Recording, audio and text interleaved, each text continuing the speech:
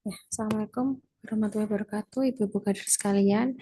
Hari ini kita akan melanjutkan untuk materi selanjutnya, yaitu keterampilan dasar ke berapa ya sekarang? Sudah 10 dan 11 ya.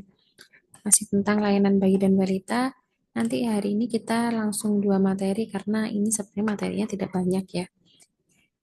Untuk materi pertama adalah kita akan membahas tentang imunisasi rutin lengkap dan penyakit yang dapat dicegah dengan imunisasi, yaitu hepatitis, difteri, campak, rubella, dan diare.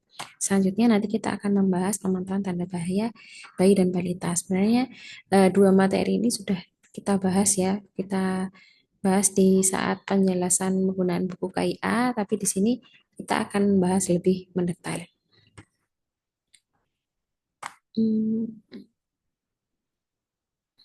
Ya, pada buku KIA, ibu-ibu bisa melihat tentang informasi ini imunisasi pada lembar ini ya, lembar pelayanan imunisasi. Jadi tugas kita adalah memastikan bahwa balita itu sudah mendapatkan imunisasi sesuai dengan waktunya gitu ya. Yang terutama waktu yang paling baik adalah yang warna putih yang sesuai dengan usianya gitu ya. Kalau warna kuning ini masih diperbolehkan gitu ya. Warna merah juga masih bisa. Warna abu-abu itu yang sudah tidak boleh gitu. Nah, di sini kita bisa menjelaskan kepada orang tua tentang manfaat gitu ya, manfaat pemberian imunisasi. Gitu. Jadi imunisasi untuk 24 jam pertama itu yang diberikan adalah HB0 ya. HB0 ini hepatitis yang dosis ke pertama gitu ya. Itu mencegah hepatitis dan kanker hati fungsinya. Kemudian di usia 1 bulan yang diberikan adalah BCG dan OPV 1 ya. Di sini di sini ya kita bisa melihat ini ada BCG yang warna putih adalah BCG dan OPV ya. OPV itu singkatannya dari oral polio vaksin gitu ya. Yang dosis pertama di sini. Nah, di lembar jadi kita ini BCG adalah untuk mencegah penyakit tuberkulosis, sementara OPV itu mencegah penyakit polio. Kemudian usia 2 bulan yang diberikan adalah ada empat ya, ada DBT, HB, HIB 1 gitu ya.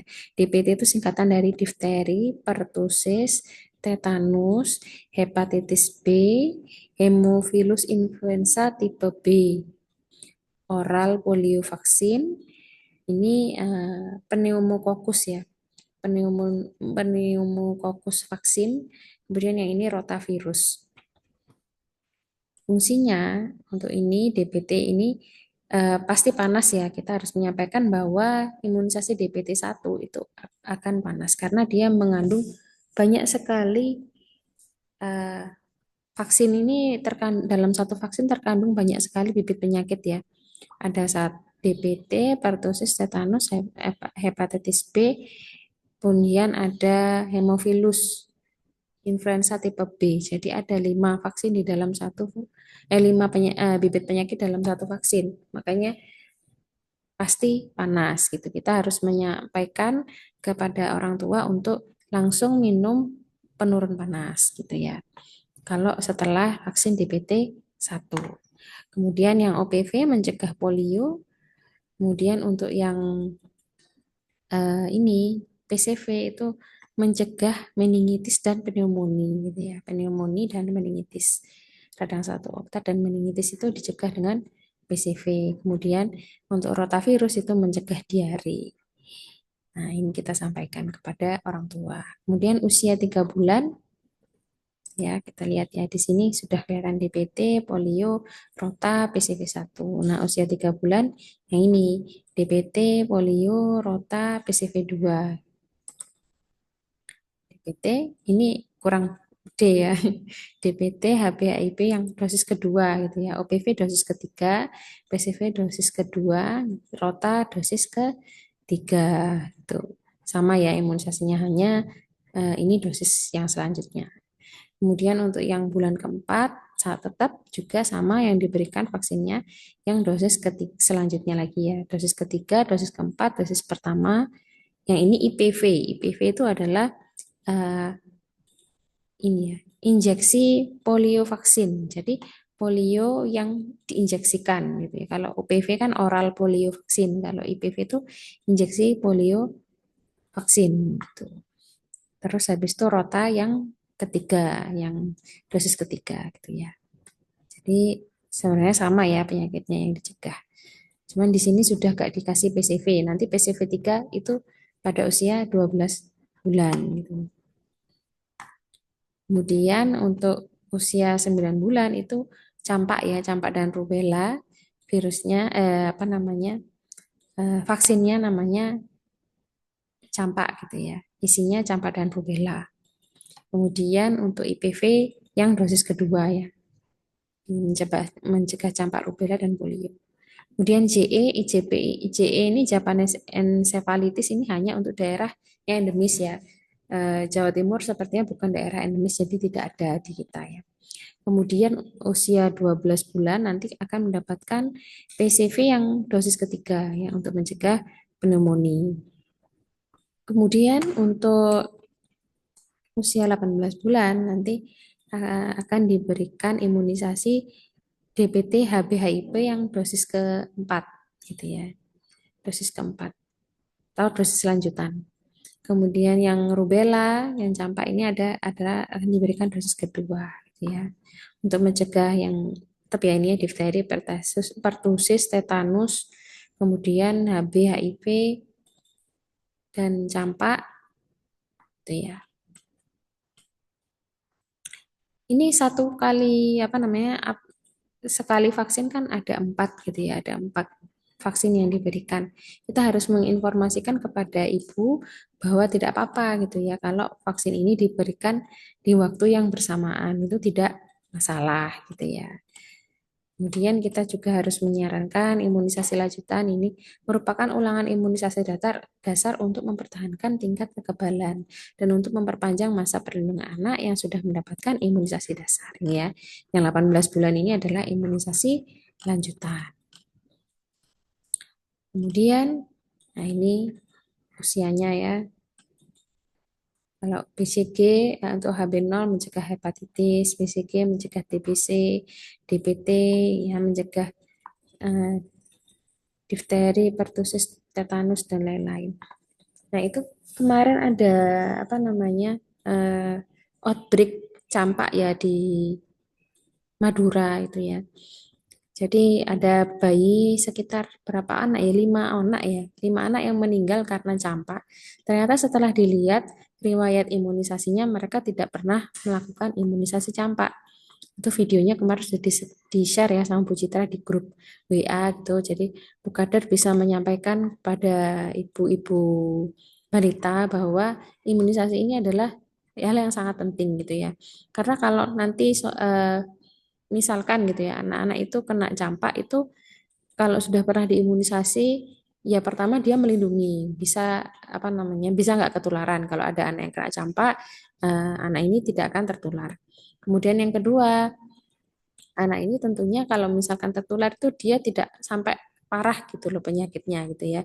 Tingkat keparahannya itu berkurang karena memang sudah pernah diimunisasi seperti itu. Kita harus menyampaikan supaya orang tua itu lebih mendukung terhadap program imunisasi yang diberikan oleh pemerintah ini. Oke, kemudian untuk mencegah stunting ini kita lewati nanti ya. Ya nggak apa-apa lah kita sampaikan ya. Jadi untuk mencegah stunting itu ada 4 poin ya. Yang pertama adalah berikan ASI saja sampai usia 6 bulan. Kemudian diberikan ASI sampai usia 2 tahun. Tapi kalau ASINya enggak cukup, ya nggak apa-apa pakai susu formula ya. Yang penting berat badan kita harus menjaga berat badan anak itu sesuai dengan usia gitu ya. Dan ini kalau berat badan tidak naik itu kita harus mulai waspada gitu ya. Terutama kalau sudah tidak naik 2 atau 3 kali, itu kita harus mulai waspada. Kenapa gitu ya? Penyebabnya apa? Apakah kurang makan? Apakah karena penyakit infeksi? karena apa gitu ya. Kita harus mencari penyebabnya. Jangan sampai berat badan tidak naik itu dibiarkan saja gitu ya. Kalau sekarang tidak naik, terus bulan depan naik gitu ya. Terus tidak naik, terus bulan depan naik itu masih tidak apa-apa ya Bu. Terus habis itu kalau masih berada di garis garis di atas garis merah, ya itu masih nggak apa-apa lah ya. Kalau masih di antara garis merah dan garis oranye ini masih nggak apa-apa. Tapi kalau sudah mendekati itu, mendekati di bawah garis merah itu sudah mendekati ya kita harus waspada.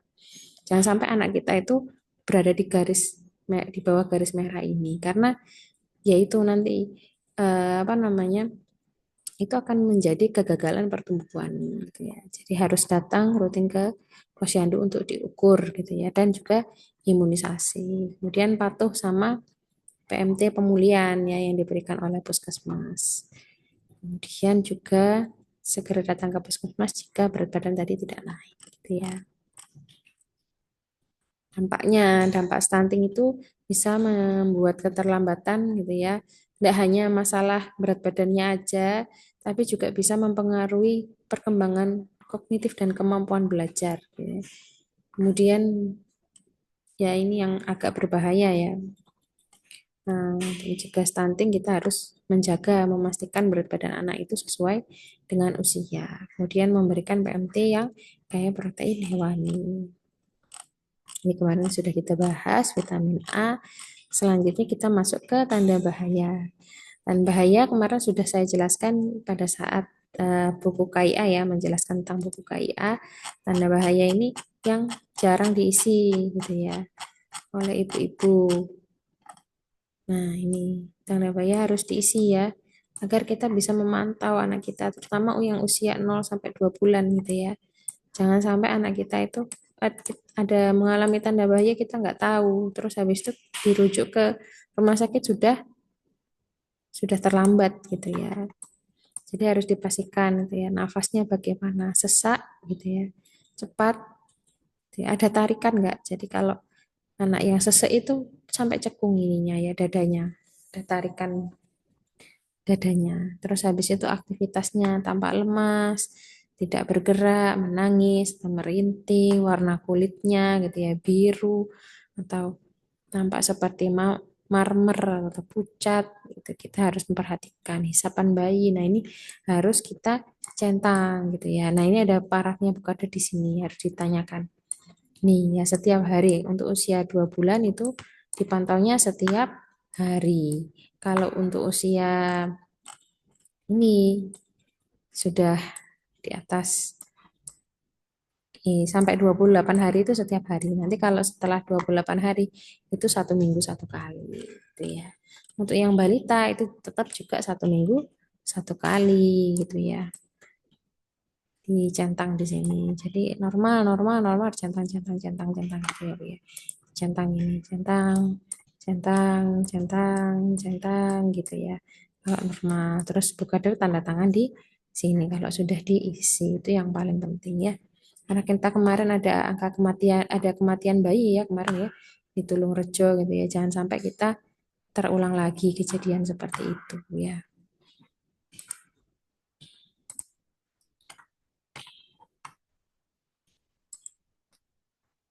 Ya, cukup sepertinya materi hari ini ya, nggak banyak materinya. Nanti sudah selesai kita di layanan balita ya. Memang agak banyak ini. Ada 7 ya kompetensi dasar yang harus dikuasai pada layanan bayi dan balita. Nanti selanjutnya kita akan masuk ke kompetensi ibu hamil ya, layanan ibu hamil. Makasih. Assalamualaikum warahmatullahi wabarakatuh.